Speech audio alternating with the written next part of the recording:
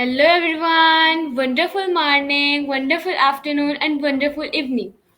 So, today we have the very honorable and grateful guest whose name is Allyson Reneau. So, we are thrilled to have with us remarkable individual who has not only raised 11 children but also established herself as an international motivational speaker. Please join me in welcome our guest. So, ma'am, how are you? Great. It's so nice to be with you today. Thank you for this honor. Okay, so could you please introduce yourself and share your inspiring journey as a mother of 11 children? hmm Well, yes, that is true. My name is Allyson Reneau. I'm from the United States, right in the middle, and I am the mother of, I personally had 10 to 11 children with just one man, one husband, and I have 9 daughters and 2 sons. And of course, this was my most important job for many, many years.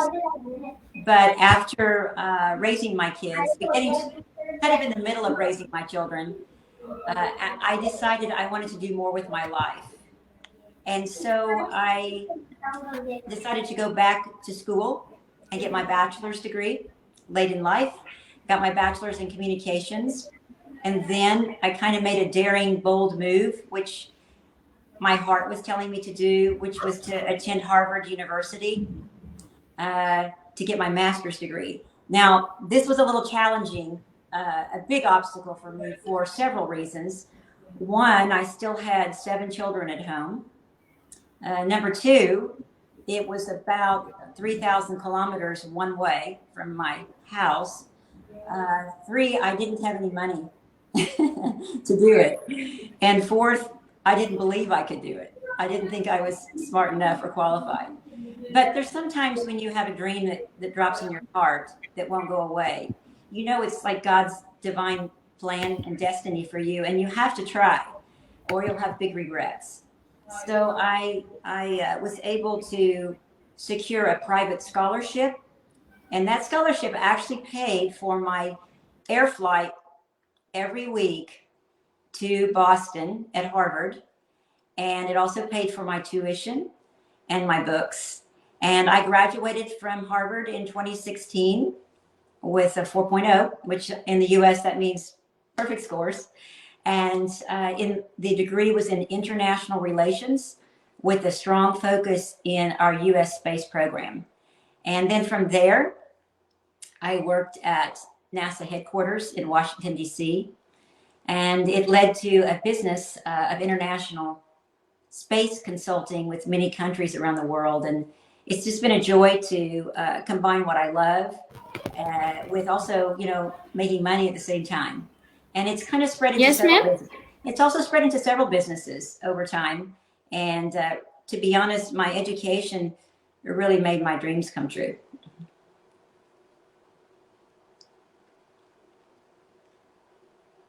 I think I lost connection with you.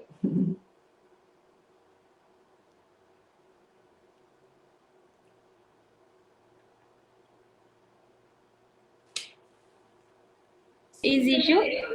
There we go. Now you're back. Now you're back.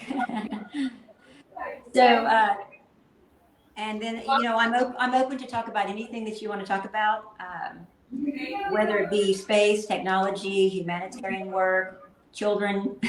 I have a really heart, especially for women and young girls of all ages, because I kind of know how it feels to be stuck and feel like everything around you is keeping you from, achieving your dreams and really going to the next level. It's in your heart. And love to, like I said, participate however you want today to encourage people who are listening. Okay, great. So, ma'am, how do you manage the responsibilities of being a mother to such a large family? hmm Well, you have to be organized and you have to have a plan every day. And most of my children are grown now, but when I was trying to do everything at once, I had to get up early. I had to do my prayer time for inspiration for my heart. And then I also every day went on a morning run where I run at least 3 to 5 kilometers every day. no matter where I am or what the weather is.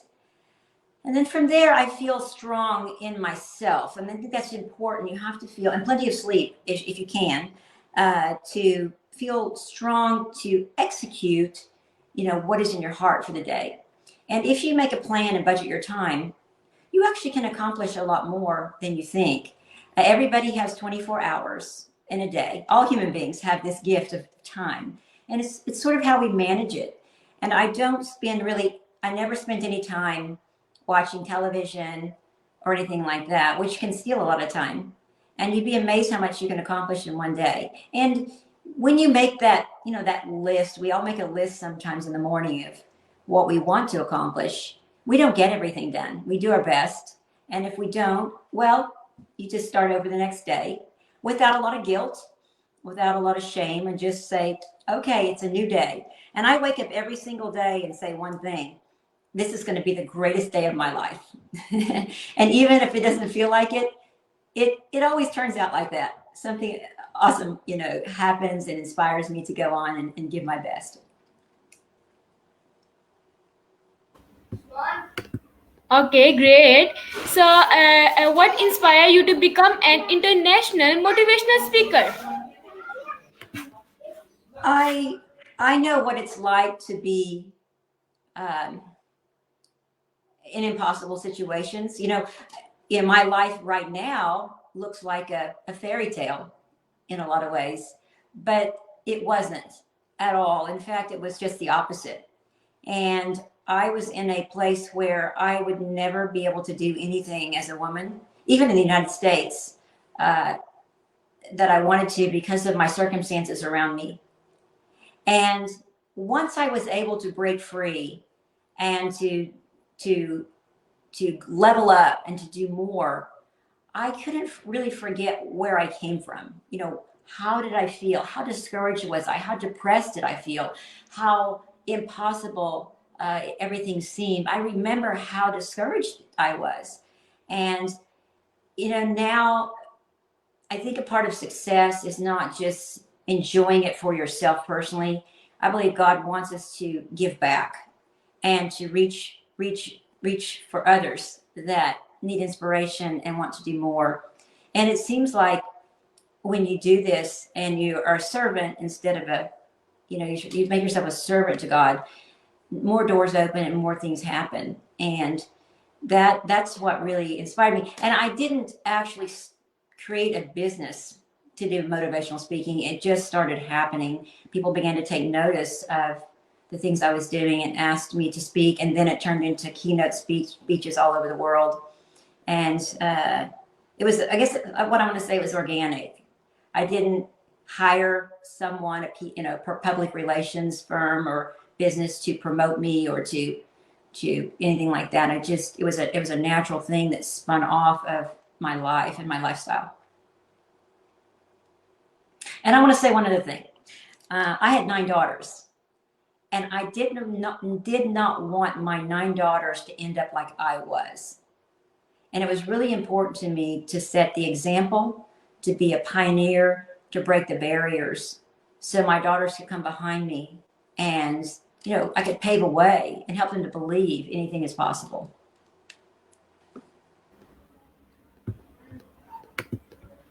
Okay, ma'am. So, can you tell us about any upcoming projects or initiatives that you are excited about? That is a great question. I'm always excited about the projects I'm doing, because when you're doing what you were born to do, it doesn't really feel like work. It's actually fun. And yes, we all have to push through obstacles and things like that, but it's a joy to combine work and passion, and at the same time to change people's lives. So my businesses in some ways intersect. Space technology intersects with humanitarian work at the same time. And I'm always thinking, how can I use my skills to help other people?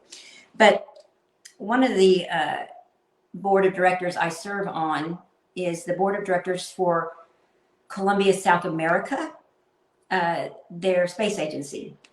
And we've been working diligently to bring internet to all parts of Colombia. because they only have about 26% connectivity. So through my contacts in the space industry, I'm good friends with the leader of SpaceX Starlink project. And if for those of you that don't know what Starlink is, I'm sure most of you do. SpaceX has launched hundreds of thousands of CubeSats into the low Earth orbit to beam down internet connection for remote parts of the world that can't have fiber optic cable or build towers because of geography or different situations like that. And so I went to Starlink, to SpaceX headquarters in Los Angeles, California, and met with them about Columbia. And I happened to post a picture on my social media standing in front of the Starlink building at SpaceX, in front of the factory. And somehow a chief in the Amazon rainforest was able to see that picture. And as many of you know, the Amazon rainforest has a lot of tribes that are primitive, that have had no contact with the outside world, and asked me if I could possibly bring Starlink internet to their tribes. And so it's right now that the Starlink is live over the Amazon in Brazil, and I've been able to raise the money and also contribute money from myself, my businesses, to purchase these Starlink kits and these satellite dishes for each tribe. And I think the most exciting thing is, as they're arriving right now near the village, first village, these arriving by, being shipped from California, they've asked me to come in person and to deliver these satellite dishes to each tribe. So I'll be going through the jungle for a couple of days and riding on boats and canoes way back in the Amazon rainforest. And this is so exciting to me because they want internet to be able to reach out for help in medical emergencies or natural disasters, and to be able to communicate with each other from tribe to tribe. So it's a privilege actually to be invited by these chiefs, since they don't like a lot of outside contact. And I absolutely love, my degree's in international relations. So, my heart is to meet new people, learn how they live, learn how they eat, respect, their way of life, and to learn, because we can truly learn from everyone and pick up something from every culture to make us, a better person.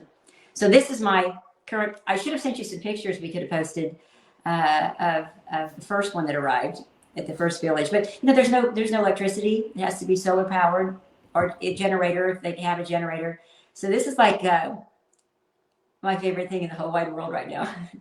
And I have a lot of other projects, but this one's kind of standing out to me at this point. Okay, great. So, how do you continue to learn and grow in your role as a motivational speaker? Could you ask me that again, please? How do you continue to learn and grow in your role as a motivational speaker? That's a good question too.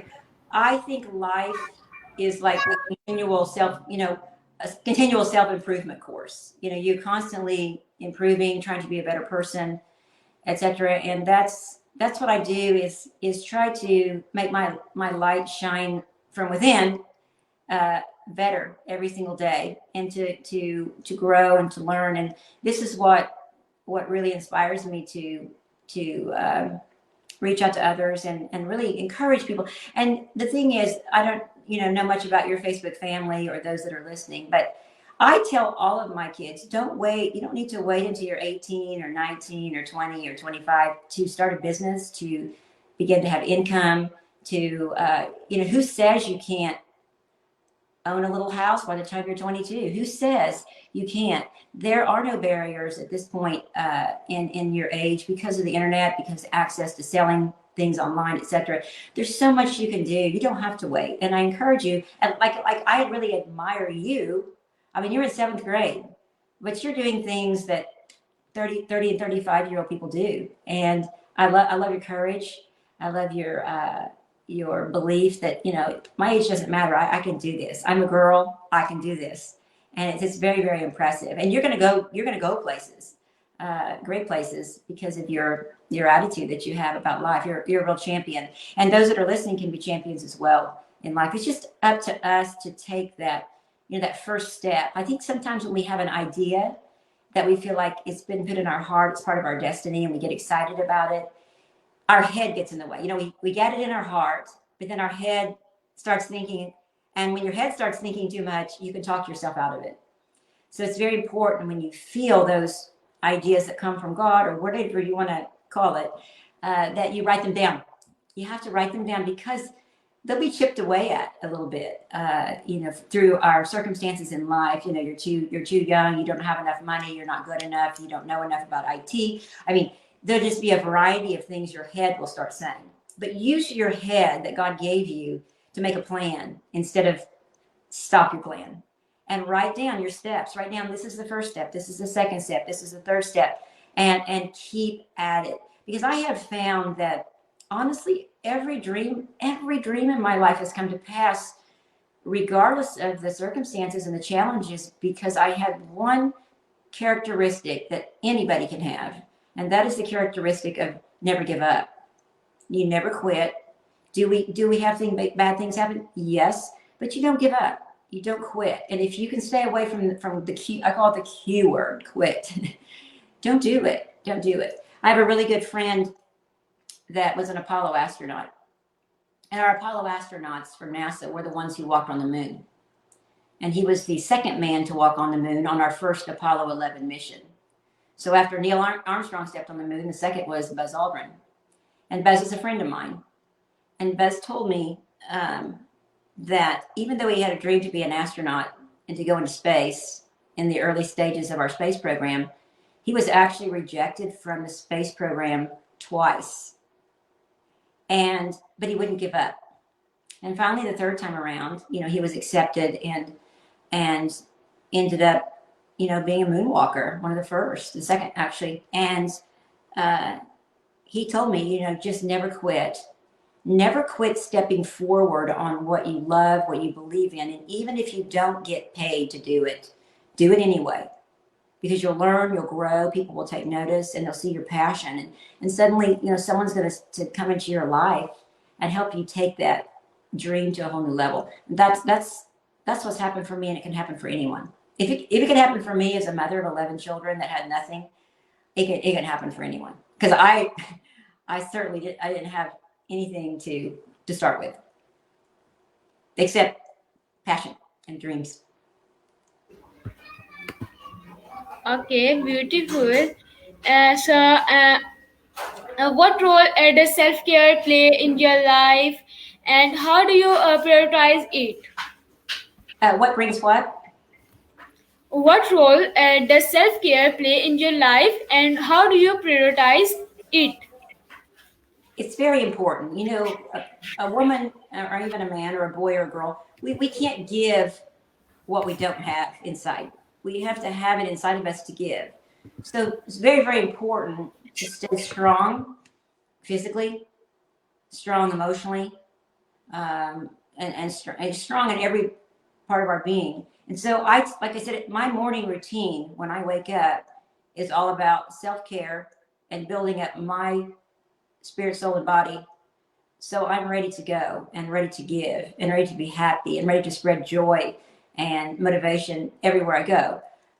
And when you're, in a leadership position, especially in my case with my businesses, if I go into these businesses or talk with my employees and I'm down, depressed, well, it makes everybody else down and depressed. But if you walk in with joy and happiness, it spreads and it gets on everyone, and they're happy, and it works well. But for me, as I mentioned earlier, it's plenty of sleep, and a lot of times, as a mother, I would love for the house to be perfectly clean before I go to sleep. But if that means I'm going to miss out on a couple hours of rest, I just say, oh, well, I'm going to leave the dishes in the sink and I'm going to sleep, as much as I hate that, because I can wake up in the morning and I can do those dishes twice as fast because I'll have energy. And sleep, number one. Number two, I think everyone has to have a way to inspire their soul. That invisible part of us inside of us is like a battery on your phone. It loses power just because life comes at you. And we have to find a way to charge that battery. And everyone will have a different way of doing it. You know, for me as a religious person, I'm inspired by reading, you know, my holy book, to talk to God, to ask for encouragement, to even to watch, like, people could do meditation, or if they watch YouTube videos or a podcast or whatever it takes in the morning to get you in the right mindset. You have to do it. So you have to get the invisible part of your heart ready to go. And then for me, the physical part is the running, and the, you know, the little bit of weightlifting. I don't go to I don't waste my money, for me, on joining a gym somewhere else, because I don't have time to get in my car, drive there, you know, unpack, walk in, work out, go home. I would never get it done. So that's why I run, because there's two reasons. It's quick. You know, I'm running 20 minutes. And secondly, I can take it anywhere around the world. And all you have to have is a pair of running shoes. And if you're a walker, maybe you walk briskly. Whatever you do that gets your heart pumping is so important. And right now, maybe while you're younger, it doesn't seem that important. But as you move into your 20s, 30s, 40s, 50s, if you can build a base of fitness in your body, you can have great quality of life, even at a late age. So to be honest with you, I'm 61, but I don't feel 61. And even my cardiologist says my heart is like a 25-year-old. And so, you know, I'm not special. Everybody can do this kind of self-care, and it's very important that you do, because you can give back for decades, you know, with your life, and you can do so much, and you can have quality of life. And so that's how I look at self-care.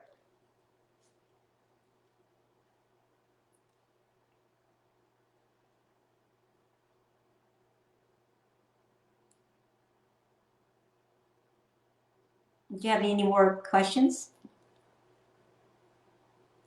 You would like to share with our audience? I missed the first part of the question. I think our internet is frozen a bit. Okay, ask the question now, please. Okay, go ahead. What was the question? Okay. So, is there anything else you would like to share with our audience? Yes, I want you to live a life with no limits. I don't want you to allow the thoughts in your head, or maybe something someone has said to you, to put a ceiling over your head, or a fence around your life to stop you. I want you to know that you can break through any barrier, any boundary, if you want to. And to be honest, to do these things of achieving your dreams, you're going to feel scared, and you're going to feel super uncomfortable, and you're going to feel unqualified. But just know that's really normal. And the greatest attribute that you can have is courage. Because with courage, you know, we're all going to have the fear when we begin to step forward to the next level and try to break through and achieve our dreams. But courage doesn't make fear go away. You just sort of pushes you through it. And I'm a firm believer that everything I want and everything that you want is on the other side of fear. And fear often is our greatest obstacle. So I would just say, you know, have courage and try. And as you step out, you'll figure it out, and you'll find out the path, and the people will begin to come in your life. And I would say also, respect everyone around you. Even if it's a person who's cleaning your school, or you know, carrying your luggage in a hotel, every human being is important. And it's really important that you treat people at a high level with respect, but also very important to treat people, what you would consider in a lesser job or a lesser role in life, with the exact same respect. And to be honest with you, I would say 90% of my breakthroughs to meet with presidents of countries or members of their cabinet or leaders has been come through someone that was in a what I call a little bit lesser position, lesser job. And I can give you examples of that. I won't do it right now, but uh, it's you would think it would be like striving to meet somebody important would make you important, but really, sometimes the path upward is a be kind to someone that's down. I remember one of my businesses I have is I coach. I have a gymnastics, like Olympic gymnastics program, and I currently train about 500 girls every week, every day, 500 girls, and I just got back from there this morning to work with them.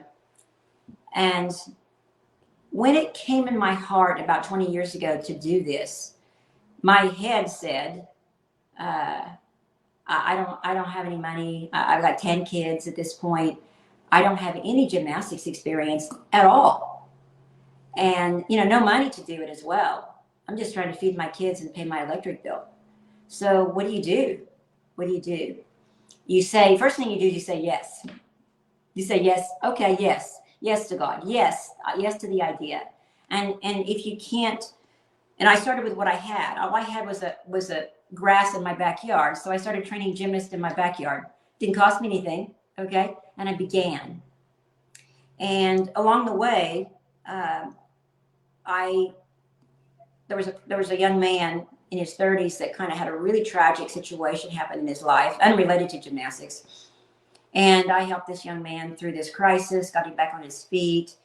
And as you would do when you see anyone going through something, we all want to help. And I helped this person and stick with them for several months to make sure their life was back in order, and they got back into regular life. And I got a phone call after I had this idea about the gymnastics from this person, this young man's dad. And this man's father lived a long ways from me. We had not met. And he said to me, I really appreciate how you helped my son. He is like a brand new person. Thank you so much. And his mother and I are so grateful.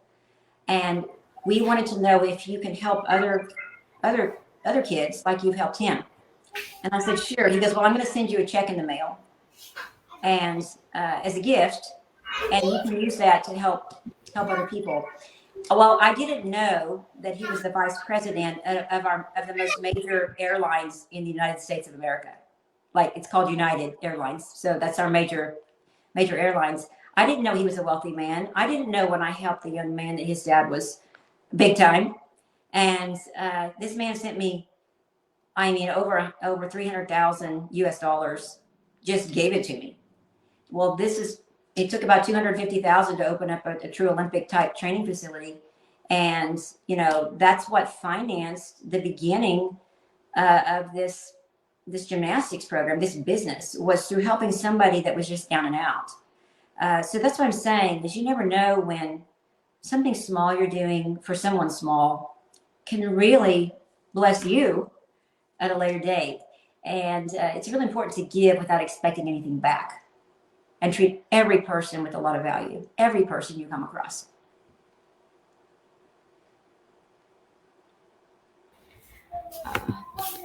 Okay, ma'am. Thank you. Thank you so much for sharing your inspiring journey and insight with us today. We truly appreciate your time and wish you continued success in your endeavors as a mother and international motivational speaker.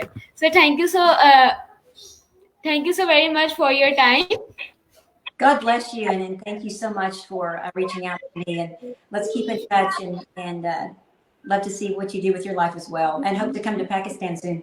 Okay? Okay, thank you so very much. Bye. Bye-bye. Thank you. So please stay here. I talk you.